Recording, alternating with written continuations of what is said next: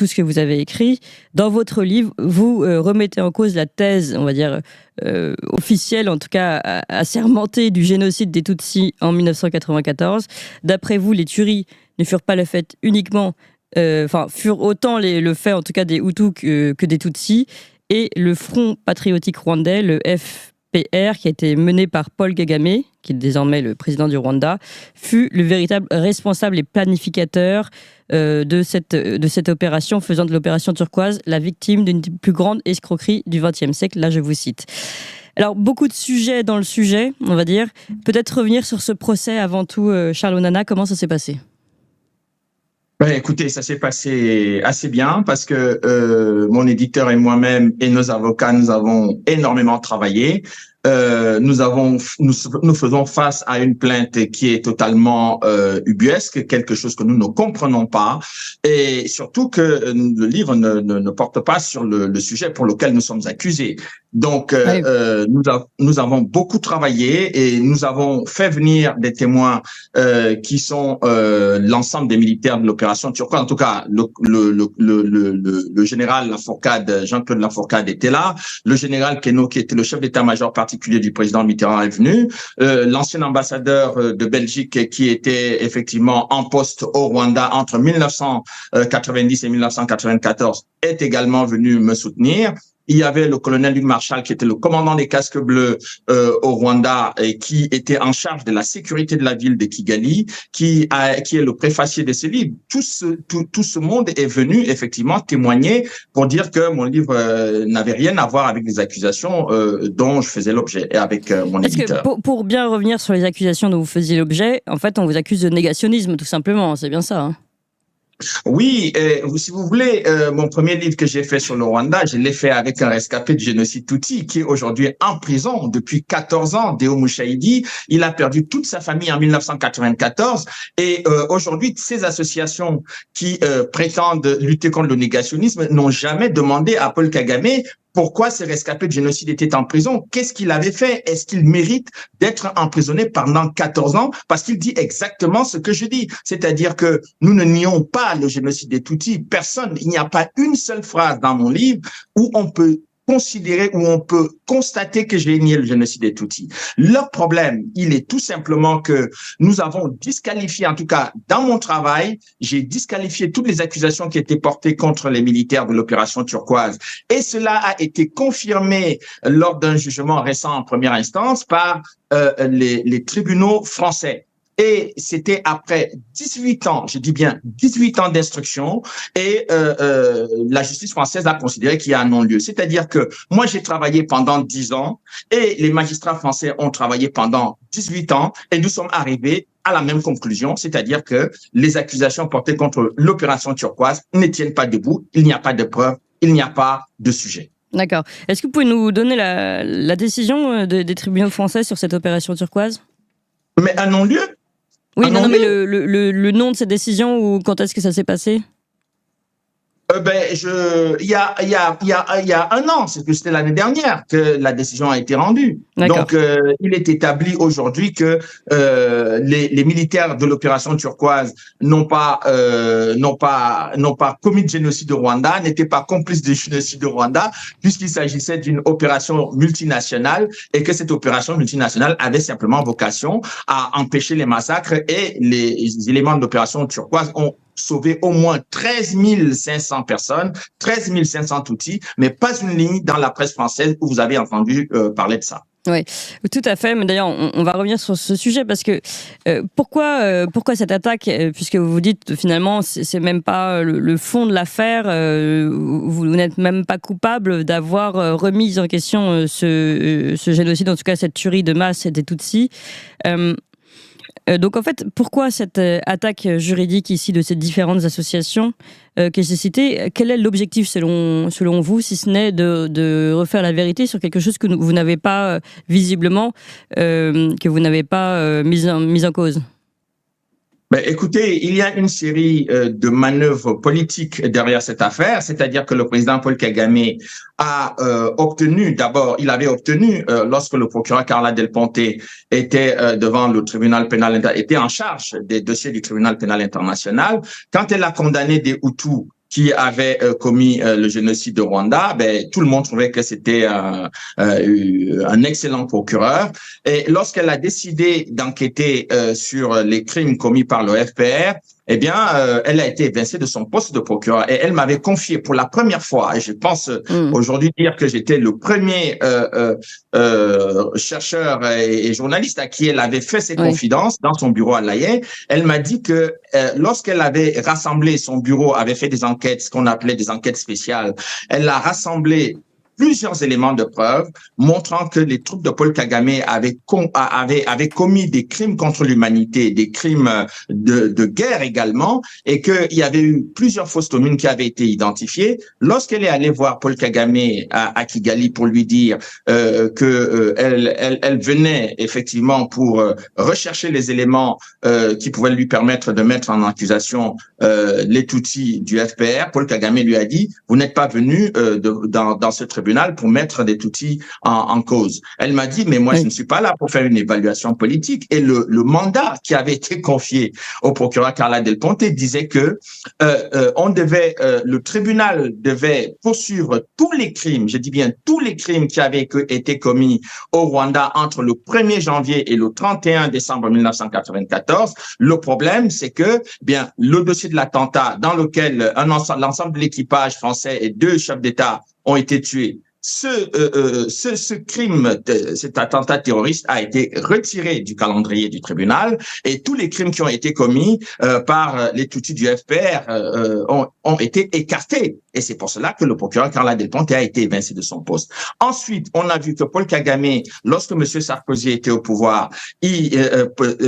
Kouchner l'a dit de façon explicite, que Paul Kagame leur avait demandé de régler le problème de l'attentat. Le problème de l'attentat a été réglé comment? C'est-à-dire qu'après les mandats d'arrêt qui avaient été lancés par le juge Bruguière, mettant en cause les membres de très proches de Paul Kagame, le juge Trévidic est venu annuler toute cette enquête, a anéanti cette enquête et tout s'est terminé par un non-lieu. C'est-à-dire que les victimes françaises ne savent toujours pas, après une plainte déposée en 1997, qui a tué leurs parents, qui a tué les membres de l'équipage français. Et pourquoi voilà comment cette affaire a été réglée. Et c'est pour cette raison que les gens sont mal à l'aise parce que je suis en train de braquer les projecteurs sur le fait que les crimes qui ont été commis au Rwanda en 1994 ne concernaient pas uniquement, n'était pas concentré uniquement sur les Hutus. Il n'y a pas que les Hutus ont commis des crimes, mais les éléments de l'armée patriotique rwandaise ont également commis des crimes. Et j'ai expliqué tout simplement que l'objectif de la prise du pouvoir et de ce qui s'est passé au Rwanda en 1994 n'était pas simplement de mettre Kagame au pouvoir. C'était de mettre Kagame au pouvoir pour qu'il puisse envahir le Congo et piller les ressources minières du Congo.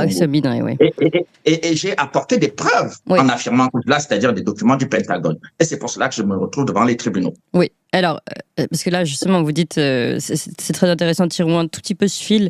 Vous montrez que Paul Kagame demande à Sarkozy, notamment Nicolas Sarkozy, de réagir et de régler le problème. Et vous dites, Nicolas Sarkozy règle le problème. Et c'est pas la première fois que Paul Kagame, visiblement, a une certaine influence sur la France et des relations haut placées aux États-Unis. Et finalement, c'est là où il y a quelque chose, en effet, qui n'est pas officiel, mais qui se passe et qui, visiblement, des intérêts très puissants qui permettent en tout cas, qui font en sorte de protéger ce Paul Kagame de toute attaque et de toute accusation. Bien sûr, c'est exactement cela. Comment voulez-vous comprendre que M. Bernard Kouchner, ministre des Affaires étrangères de Nicolas Sarkozy, dit très explicitement que Paul Kagame a pris contact avec lui et lui a demandé de résoudre ce problème et ils ont résolu le problème. Alors que, en fait, le juge Bruguière n'était pas le seul. Le juge espagnol, Monsieur André Meirelles, était arrivé à la même conclusion que le juge Bruguière, c'est-à-dire que on a constaté que c'est Paul Kagame et ses éléments qui ont abattu l'avion le 6 avril 1994 et on a fait pression des diplomates. J'ai eu accès à plusieurs documents. Les diplomates les diplomates américains ont fait pression sur les diplomates italiens, espagnols et britanniques pour demander à ce que on écrase ce dossier devant la justice espagnole et puis la justice espagnole a été paralysée sur l'affaire de l'attentat. Et ça ne s'arrête pas là. Ça ne s'arrête pas là. Lorsque on a vu également sous le président Macron arriver Madame Mushikiwabo, c'est-à-dire que la femme qui est aujourd'hui secrétaire générale de la francophonie, un pays qui est complètement anglophone, qui est au Commonwealth et qui a répudié la langue française, eh bien, on lui a donné la direction de la francophonie. Mais au grand étonnement de tous les francophones, mais les gens n'ont absolument rien compris à cette attribution du secrétariat général à une femme qui a passé le temps à injurier la France, à insulter les militaires français et à dire tout le mal qu'ils pensaient de l'action de la France au Rwanda. Personne n'a compris comment on pouvait se retrouver devant une telle contradiction. Oui.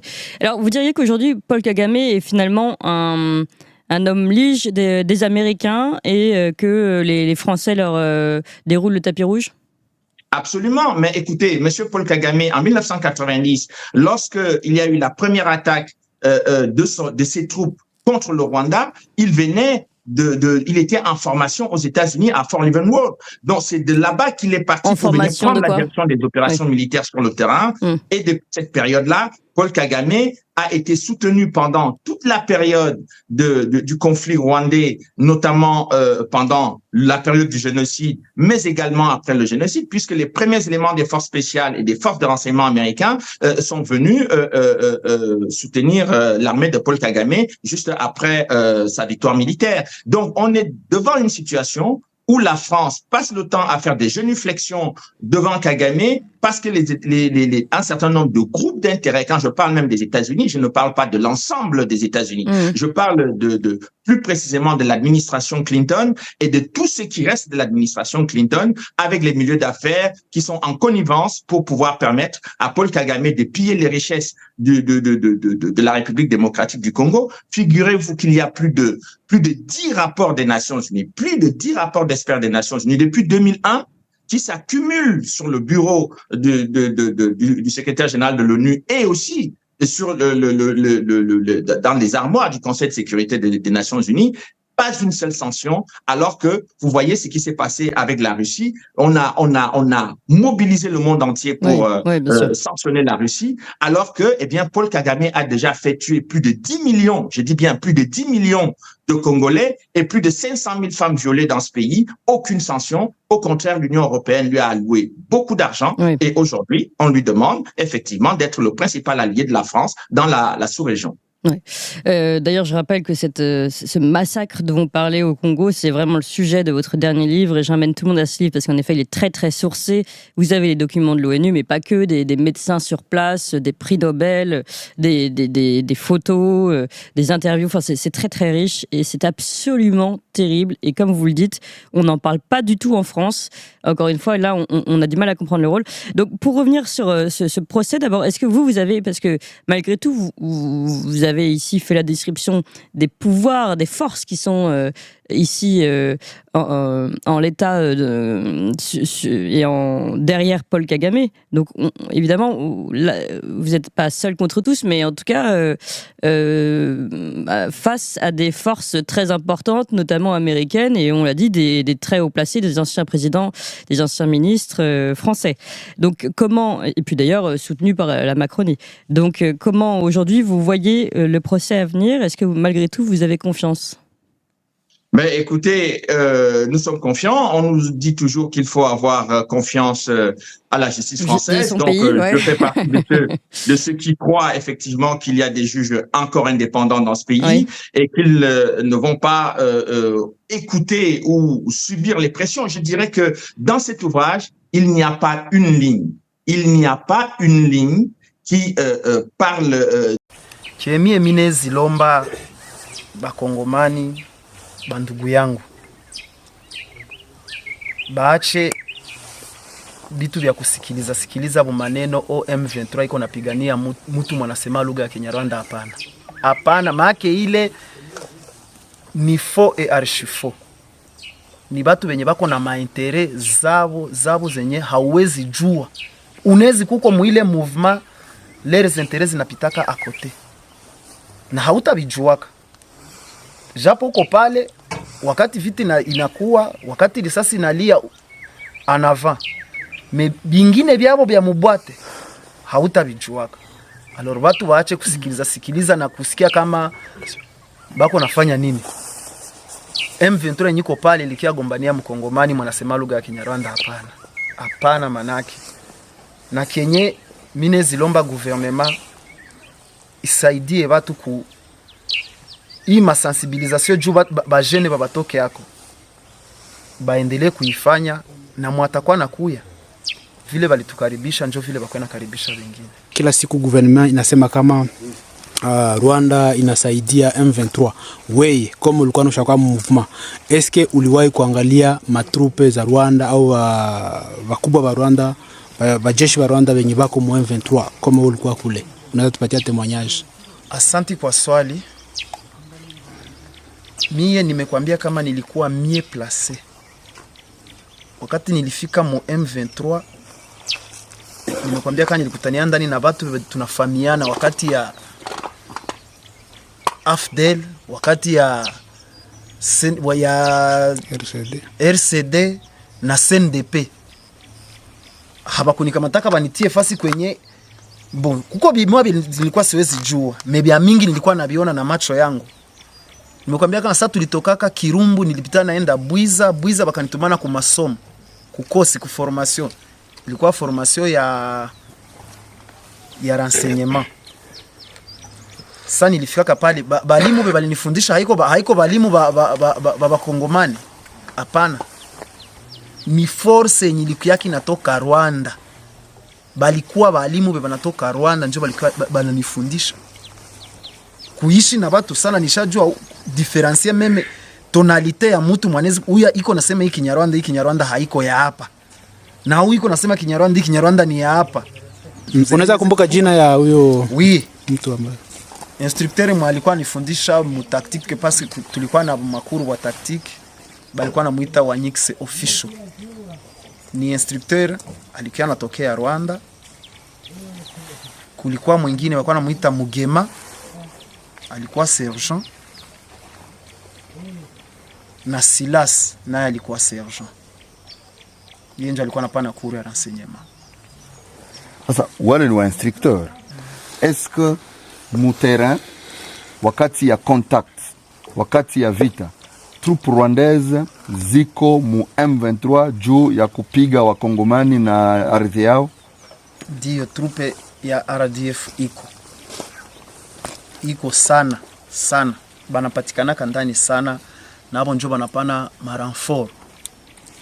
Unaweza kutupatia utuelezee nafasi fulani vilikuwa hivi, trupe ya Rwanda ikakuja kafanya hivi, majina zao unakumbuka za viongozi? Wakati nilikuwa chanzo kwanza ku ile formation, kuko umwe bataillon mbili nilijioniaka na macho yangu ziko na kuya, balivuka na masila kameme ziko sophistiqué, nilizijioniaka na macho yangu.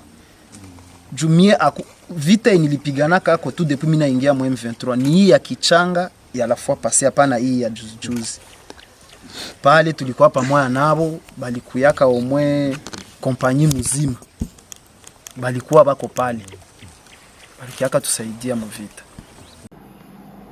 Jamais, au grand jamais, tant que je serai président de la République démocratique du Congo, je n'aurai en face de moi la délégation du M23 ou de l'AFC, là où je ne sais pas, pour négocier. Jamais. Ce que j'ai dit, c'est que je veux parler avec le Rwanda. Pas négocier, vous avez raison. Parler avec le Rwanda. Pour demander à M. Kagame, criminel de son État, qu'est-ce qu'il a à voir contre mon peuple? La République démocratique du Congo, à l'époque, République... Départ!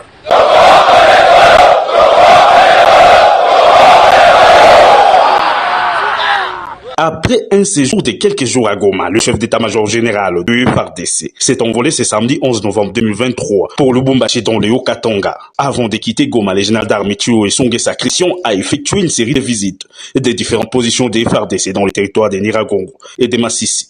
En sa qualité de patron des armées, le chef d'état-major général du FARDC a clôturé son séjour de travail de 6 jours ici à Goma. Le général d'armée Thioé Songesa Christian a visité les positions des FARDC dans les territoires de Niragongo, mais également à Massis. Question, le réarmement moral des militaires qui sont prêts pour combattre le M23, qui ne respecte pas l'accord de cessez-le-feu. Le chef d'état-major général était accompagné du gouverneur de province du Nord Kivu, mais également du coordonnateur des opérations, ainsi qu'une équipe de l'administration et de la logistique de l'état-major général pour payer la prime de ces militaires qui sont au front. Dans sa causerie morale de ce samedi 11 novembre 2023 à l'intention des militaires déployés au front, le général d'armée Thioé a insisté sur la discipline et l'usage abusif des réseaux sociaux. Mampingaya FRDC, notre devise! Notre devise! Notre devise!